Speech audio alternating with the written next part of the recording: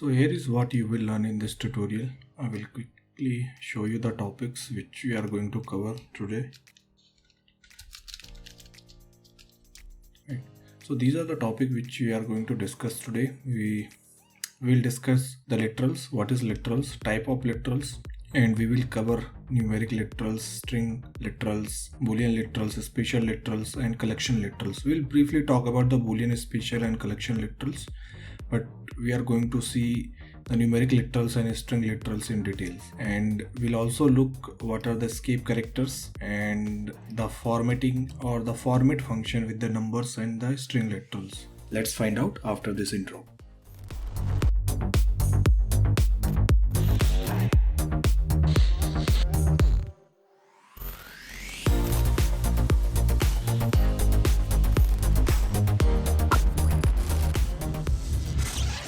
At the end, we are going to see how variables assignment implemented and works internally.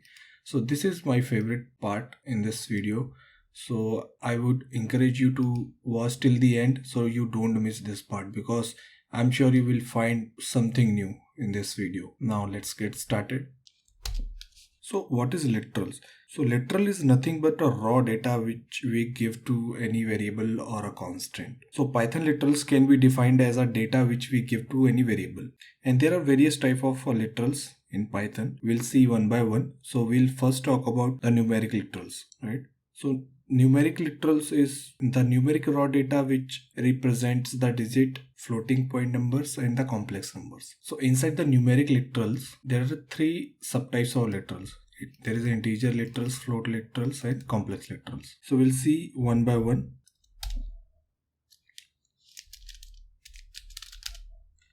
I will start the Python interpreter to show you the example. The first literal is the integer literals. So in Python, we can give any raw data in integer format, any number like 10, 100, 20, any numbers, and that number can be positive or negative numbers. You can also provide that data -10, -20, something like that, right? So you can provide the numeric data. So for example, if I create a variable called a and I'm assigning value 10, so in that case the 10 would be the literal, the raw data. And to prove that the a is the integer literals, we can just print the type of a, right? So it shows that the a is integer type, means the a is referencing to a value which is integer. And we can also assign integer literals which have a minus value. For example, b equal to -20, right? And if we see the type of b, it is still the integer type, right? So this is integer literal. Now let's see the float literals. So float literals are the literals which contain some decimal numbers, right? So for example, if I give f equal to 10.5, so this value or a literal contains the decimal format, right? So the value which we have defined is in decimal format, right? So Python automatically convert that value to float type. If you want to see the type, just use the type function and give a variable name. Yeah, here we go. So Python automatically converted that variable into float type. And in float literals, we can also assign float value like this: f equal to something 1.5 e2, right? So if we print f, you can see we are getting a value 150.0. Try to understand how this value calculated. So this value is nothing but a representation of the value 1.5 into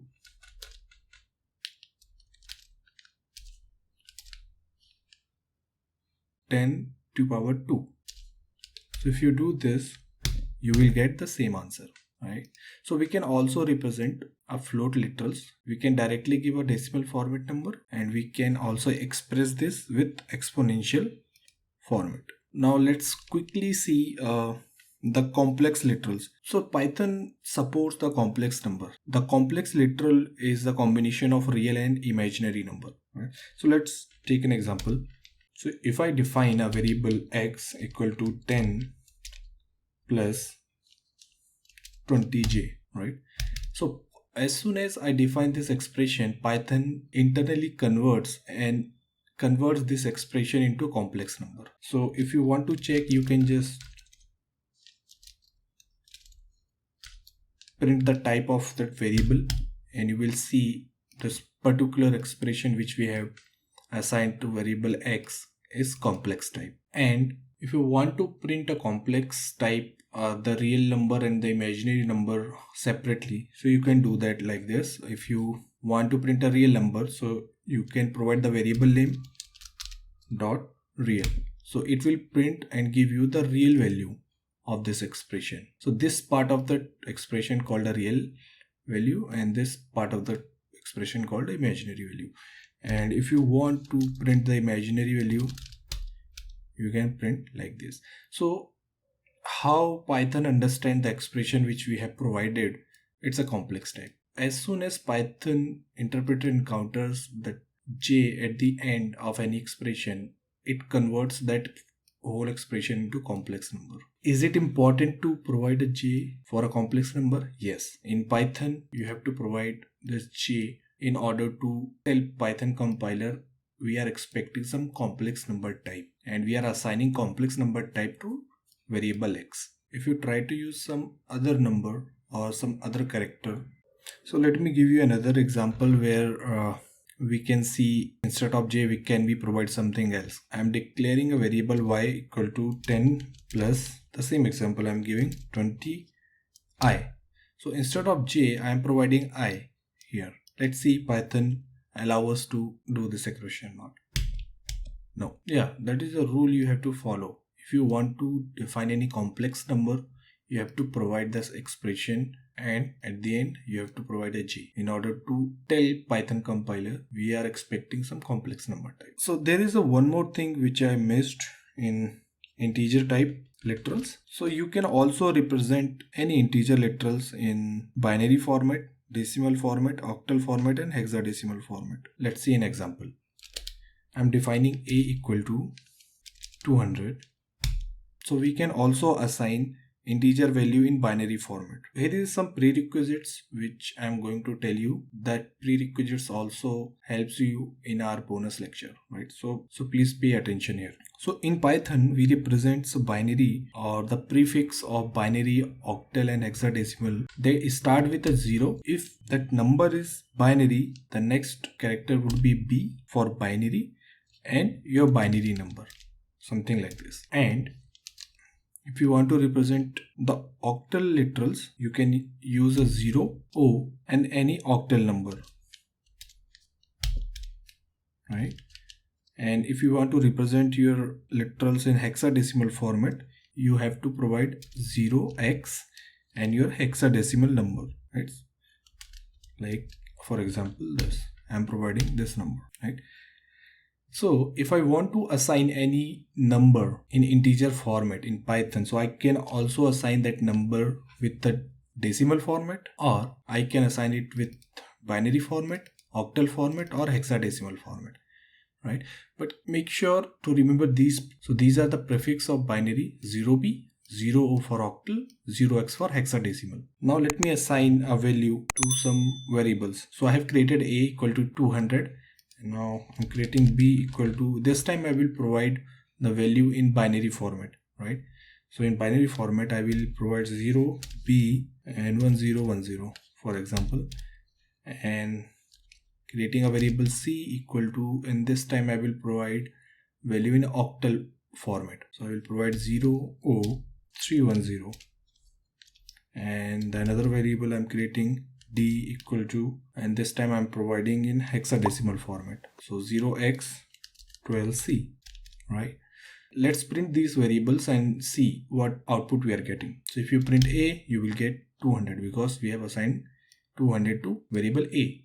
Now let's print b, you are getting 10 in decimal format. So here if you see, we have assigned a value in binary literals in binary format. So if you convert this binary to in decimal format, you will get a 10, right? And let's print c and d. This is a representation of 2. If you convert 200 in octal format, you will get this. And if you convert 300 in hexadecimal format, you will get these numbers. You can assign an integer value to any variable in binary format, octal format, or hexadecimal format, or decimal format. Let's see what we have covered.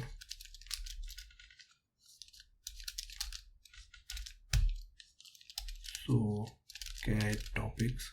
So we have covered literals. We have covered what is literals, type of literals.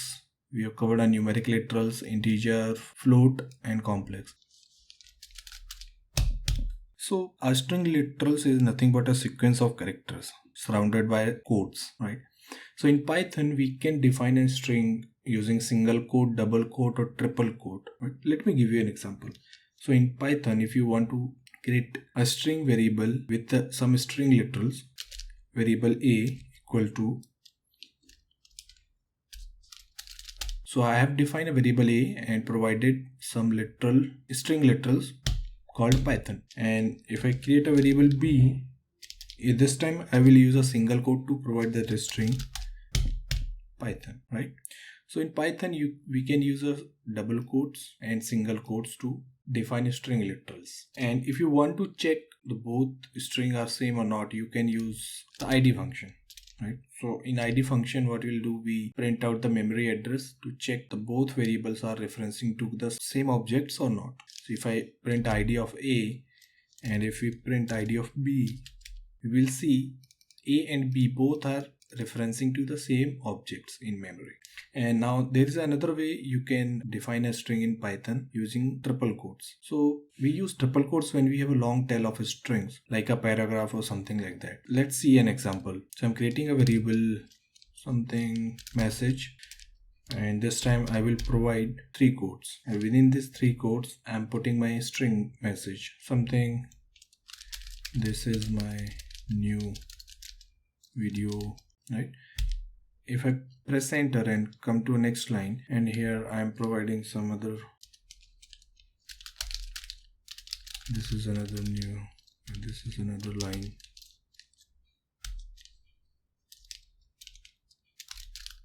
Last line, something like this. And if I close this triple quote, and now if I want to print the message, you will see these escape characters are automatically added by the Python. So whenever you want to define a multi-line string, you can use triple quotes. So these are called escape characters, which we are going to talk about in a bit. So let's take another example to understand it. I'm creating a same variable msg, and this time what I will do, I will go to a new line. I will press 2 times tab, 1, 2. I will put some string here, some garbage string, something like this.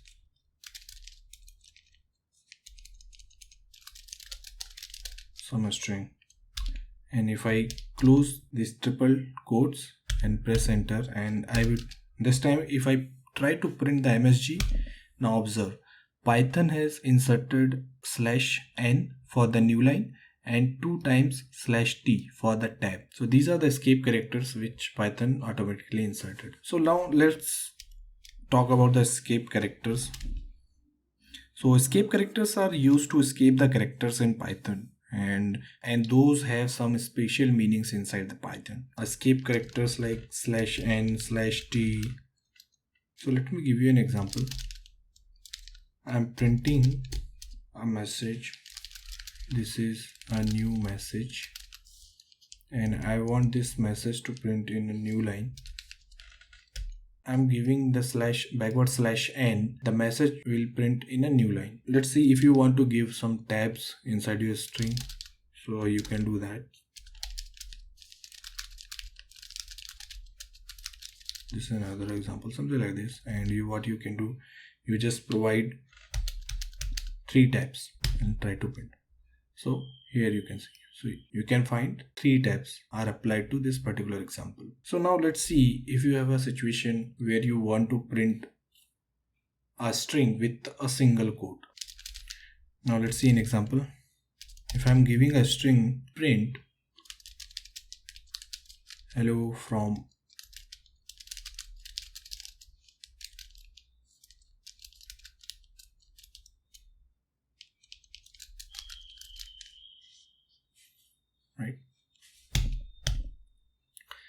So here is an example.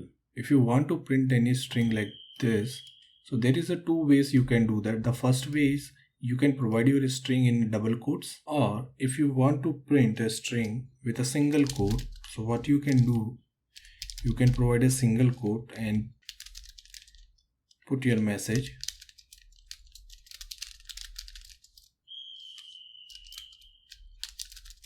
If you print like this, the Python will give you an error. So what you can use here, you can use backward slash to tell Python interpreter skip the next character, and now let's print it. Here we are getting the same output. So now let's see an example where you want to print your string in double quotes. I mean with the double quotes. So how you can do that? The first way is you can do provide your string in single quotes and now provide a double quotes and your message.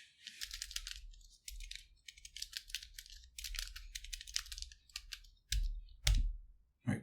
So here you are getting your string in using double quotes. Now let's talk about the format function. How we can format our numeric literals using format function. Right. So suppose you have some decimal numbers and you want to print out the decimal number with a specific number after the decimal point, right?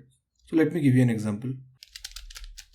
So here is format function, and here I'm providing any number, some random number divided by 5, right? And here I'm providing how many digits I want after the decimal point. So I want 2 digits after decimal point and F. So we are getting 2 digits after a decimal point, right? Or you can provide any numbers you want. You can provide 3. In that case you will get a 3 digit after the decimal point. If you provide 4 or you provide 5, it doesn't matter. Okay, so there is one more unique use of this format function. If you want to convert any number, suppose you have a number and you want to convert that number into octal, hexadecimal or a binary format, so you can do that very easily using a format function. How we can do that? Let's see an example. So let's try to print the octal number of value 200. So format the value, I'm giving a 200.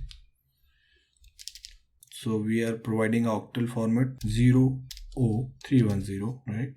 And we want to print that. So for printing in a digit format, we provide a 0. Now let's see what value we are getting. We are getting 200, right? So this is the octal representation of 200. Now let's try to print binary format of 200, right? So for binary, we will provide B. Now this is a binary representation of 200. Now let's try to print in hexadecimal format. So this is a hexadecimal format for 200. You can represent in hexadecimal like this. If you want to convert hexadecimal to a digit, we can also do that. We just provide the hexadecimal format number, in this case 0xC8, comma, and I want to print this hexadecimal number into digit format. So I will provide 0. Here it is. So let's see how we can separate any big integer number with separated by a comma. So you can use format function, and here I'm giving some big number and I want to separate this value by comma, so it will give you countable format, right? So here is a countable format. You can print any numerical value like this. So these are examples related to numerical literals. Now let's see how we can use a format function in string literals, right? So let me give you an example. We can directly use the format function. Format, my string is Python and I want to align that string in a left format, and I want 40 spaces after that print, right? Now let's print. So as you can see, our string is aligned properly to the left, and the 40 spaces are kept left. So we can also do a right alignment of our string. Now let's do and print, right? So here you can see we are getting 40 spaces and our string is aligned to the right side. And now if we want to align our string in center, we can use this symbol to separate that. So you can see we have a equal alignment from the left and right, and our string is in center. So I'm just writing down that statement, and then I will explain you what that statement does.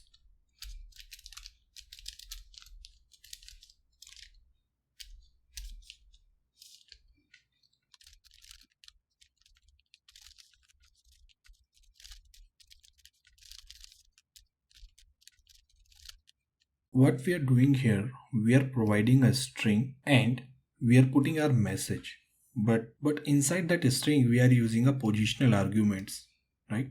So in curly bracket we are providing some position like 0 and 1.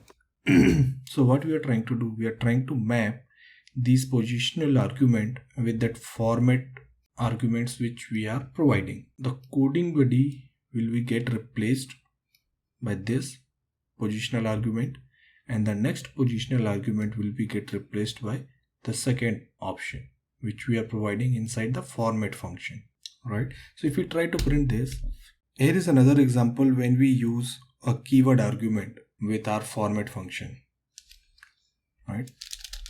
So I will just quickly write it out.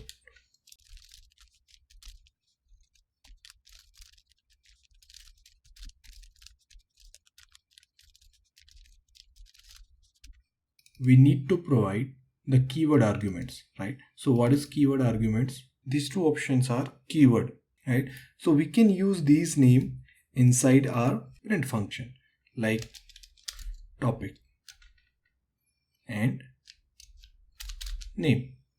So when you print this, you will get name replaced by the value which you have provided and the topic replaced by the string which you have provided. Okay, now let's see, we have completed our string literals.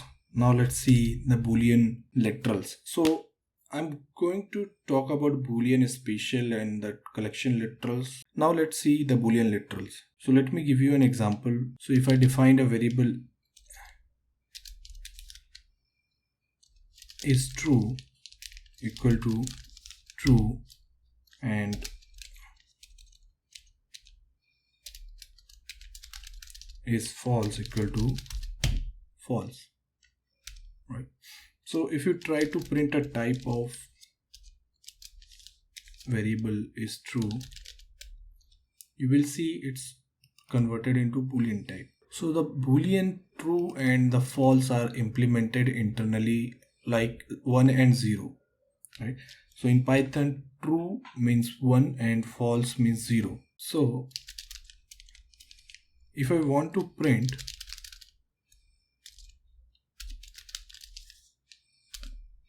true value in digit format, see, we are getting 1.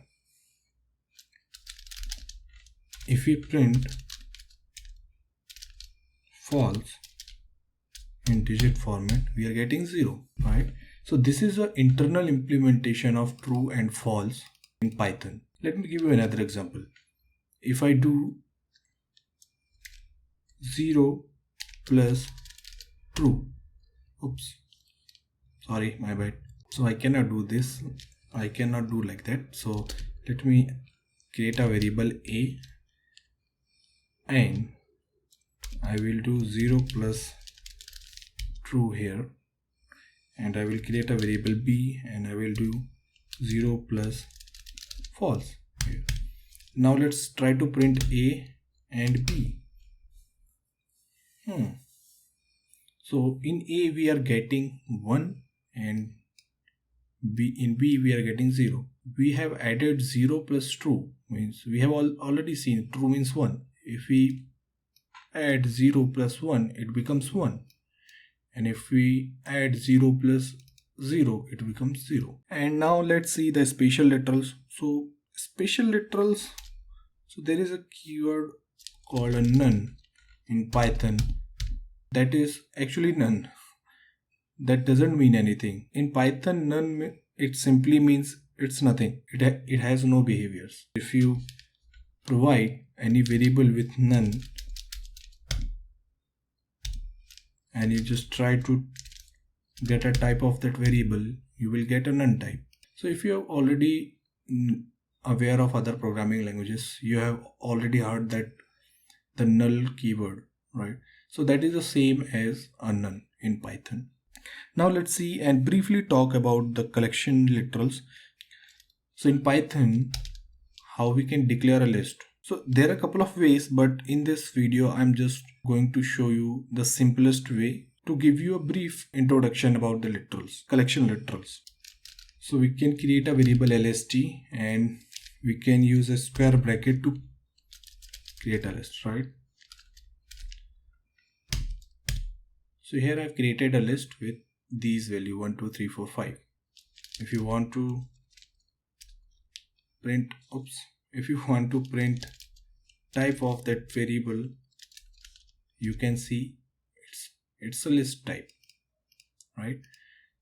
So this is a way you can define a list in Python. So there are another ways, but for now just understand this is a way you can define a list.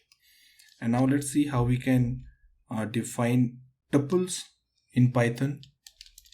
So I'm creating a variable tup and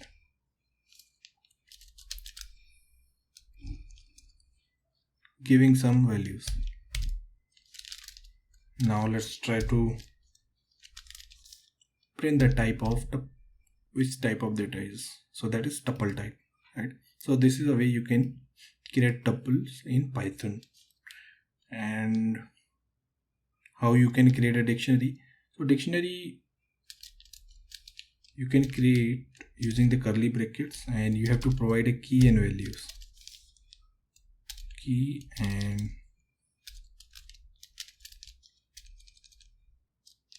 values. If you print that, you will get that in this format. And if you want to see the type of variable, you can just use a type function and provide the variable.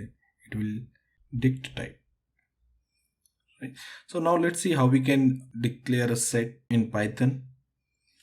So set and dictionary are more or less same in Python, but the only difference is in dictionary we use a key and value, but in set we use only values. We provide only values, right? So I'm creating a variable s equal to, in curly brackets, I'm providing some data, right? And if you print that data, you will get the same value which we have assigned. And if you want to check the type of s, you will get this is a set type, right? So these are the collection literals which are present in Python. Don't worry about the collection literals yet, because I'm going to cover list, tuples, dictionary and sets in more details in our upcoming videos. So we are going to cover that. Now let's talk about the bonus. So as I have said in our last video, the type of variable change during the execution of program, right? So in Python automatically handles the type conversion when our programs run. So let me give you an example. And so suppose I have a variable a and I have assigned some value like 10, right? And if you want to print the type of a, you will get it's an integer type. The type of value it contains is integer, right? And suppose if I'm reassigning some values like a equal to a plus 0.45, something like this, right? And if I print a, you immediately see we are getting a value in decimal format. Now let's see what type it is. Now it is converted to float type. So Python internally handles the type conversion, and later on if you given any string, right, and if you try to print the type, you will get now the is a string type. Okay, let's check what we have covered and what things are remaining. So we'll just quickly see. So we have covered string literals, we have covered escape characters, and we have talked about the format function for number and string literals. Okay, we have covered that. We have covered the boolean literals, we have covered the spatial literals and the collection literals. Okay, so now we have come for how variables assignment implemented and works internally. So this is my favorite part, and I'm sure you are going to learn something new today. Let's see in action. So here is the thing. So this bonus lecture is going to be interactive one. So I'm going to ask you some questions. You have to pause that video and give that answer, and after replay that video and see the answer which you have provided are matching with my answer or not, something like that. Okay, so I'm not sure it's gonna work or not because I'm trying this first time. Let's see. I'm expecting and I'm hoping this will work. So let me start with an example. So I'm creating a variable x equal to 8 where I'm assigning a value 8, and I'm creating another variable y and I'm assigning x. And now what I will do, I will reassign another value to x. Right. Okay, so think for a moment of what we are doing here. So we are just simply assigning 8 to x, and we are assigning x value to y, and we are just reassigning another value to x or 100 to x. If I print y here, let me know what value it will print. So now pause the video and try to think and be ready with your answer. Whenever you are ready, then resume that video and match your answer or verify your answer. So the answer is, when we print y, we will get 8. Why we are getting 8? So I prepared one diagram for you to explain you better. In first line, what we are doing, we are assigning 8 to x. So here is the memory representation, and here one object is created with value 8, and x is pointing to that particular object, right?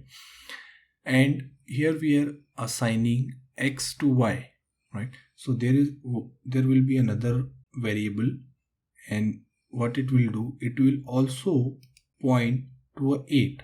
But in Python, you might think the new variable gets created in memory and the y will point to that variable, right? But this is wrong. In Python, this is not gonna happen. So there won't be any new object is getting created with value 8, right? In our third line, when we provide x equal to 100, the new object is going to be created, right? And now the x will start pointing to this 100 object. So the point to be noted here, when we assign y equal to x, there won't be any new object created with a value 8. The y will point to the same object where the x is pointing. Alright, I hope you get the idea.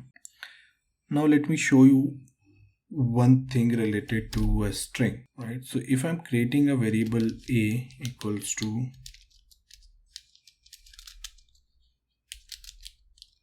Python is, okay, let me create a simple example first. So I'm creating a equal to Python,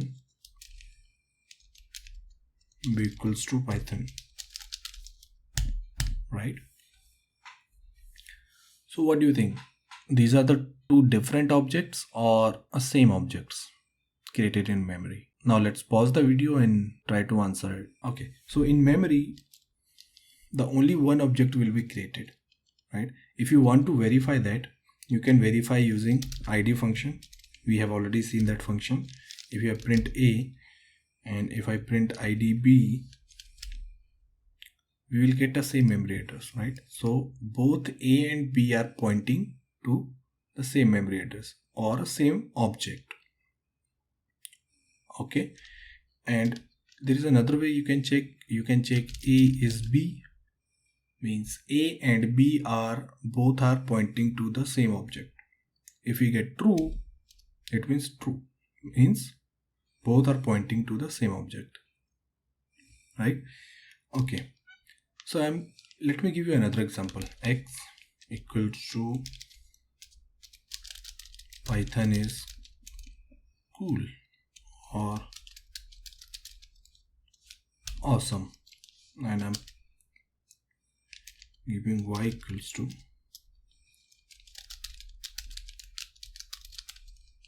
awesome.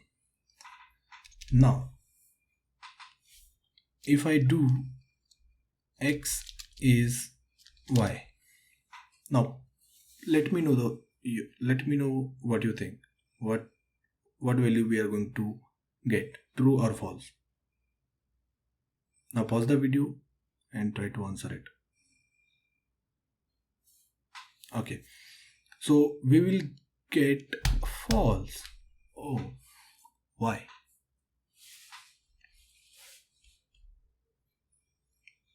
When we defined a equals to Python, b equals to Python, and we were comparing both of variables are pointing to the same object, we were getting true. But when I'm defining x equal to the same string and y equal to same string, but this time these variables are referencing to different objects. Let me print the id of x, id of y. You can clearly see these are the two different memory addresses. X and y are pointing to two different objects. So why is that? Because it's related to string interning, which allows two variables to refer the same objects in Python. So Python does it automatically. So that is already implemented, and Python try to utilize that memory in this manner, right? So you can say this is a result of memory optimization in Python implementation. That's it. Okay, let me give you another example. If I'm creating a variable a equals to 10, b equals to 10, if I do a is b, what do you think? Will I get true or false? Pause the video and give your answer. Okay, so we are getting true. Why? Okay, one more example. If I am getting variable x equal to 256, y equals to 256. If I do x is y, what will get? True or false? True. Okay, nice. Let's see another example. If I am giving I equals to 257 and j equals to 257. Now if I do I is j, now pause the video and give your answer. We are getting false. Why? Okay, I will give you the reason why we are getting false here. Now let's see another example. If I'm giving m equals to -5 and I'm declaring a variable n equals to -5. If I'm doing m is n, we are getting true. But if I am doing p equals to -6, q equals to -6, and now I'm doing p is q, we are getting false. You might be thinking, what is going on over here? Here we are providing the same value and we are getting true, and we are providing the same value but we are getting false. What's going on here? Okay, so the secret behind it is the Python implementation front load the array. So the range of that array is from -5 to 256. So whenever in your Python program you provide any value which is between -5 to 256, so whenever you provide any value which is come under this range, Python will not create a new object in a memory. It will reuse that array, right? So you can notice here, when I'm providing -5, I'm assigning -5 to a variable. This -5 is already present in that array which is already loaded, right? So in this case Python will not create any new objects. That's why both variables are pointing to the same object or a same value, same memory address, right? and the range is from -5 to 256. So here you also can see. So first example which I have assigned a equals to 10. So that is inside that range, -5 to 256. So Python will not create a new object, right? So here A and B both will point to the 10, which is already loaded in Python memory, And here I am assigning 256 to variable X and Y. So that 256 also comes under that range, which is -5 to 256. So in that case also Python will not create any new object in memory. So the both X and Y will point to the same memory address. As soon as we provide any value which is not in that range, like we are providing 257 for I and 257 for J, so that is not in that range. This time Python will go ahead and create a new objects in memory for those two variables, and that's why we are getting false here. The same case with this -6. The range start from -5, but we are assigning -6, which is not in that list. So what it will do, it will create a new object for this. So I hope that makes sense, right? So now there is one last example which I'm going to show you, that is related to tuples, right? So that is very basic and very short example. So in Python, if you create the empty tuples,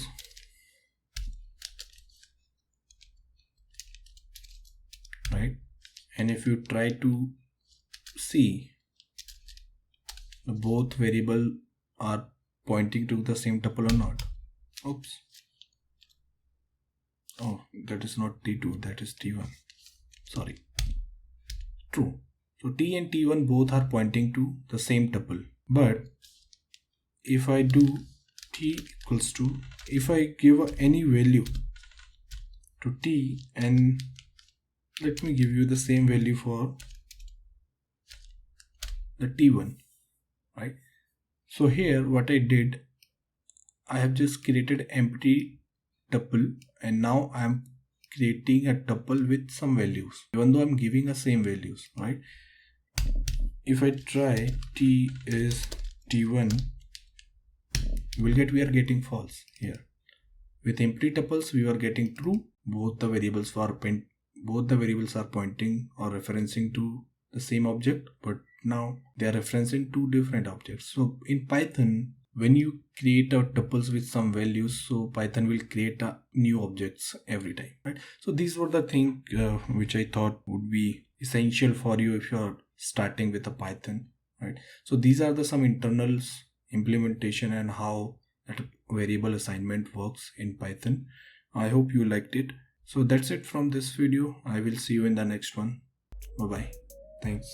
If you enjoyed this video and would like to support my channel, make sure to subscribe and turn on the bell notification so you won't miss anything. Thank you so much for watching this video, and I see you in the next video.